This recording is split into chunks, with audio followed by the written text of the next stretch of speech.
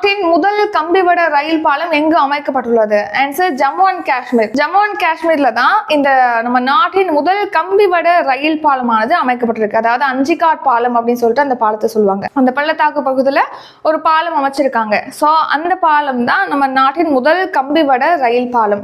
இது எவ்வளோ மீட்டர் உயரத்தில் அமைக்கப்பட்டிருக்குன்னா 331 மீட்டர் உயரத்தில் அமைக்கப்பட்டிருக்கு. எவ்வளோ தொலைவுக்கு நீளத்துக்கு அமைக்கப்பட்டிருக்கு அப்படின்னா 725 மீட்டர் நீளத்துக்கு அமைச்சிருக்காங்க. ஸோ இது நம்ம நாட்டின் முதல் கம்பிவட ரயில் பாலம். அதுக்கடுத்து ரியாசி மாவட்டத்தில் செனாப் ரயில் பாலமானது அமைக்கப்பட்டிருக்கு. உலகின் மிக உயரமான பாலம்.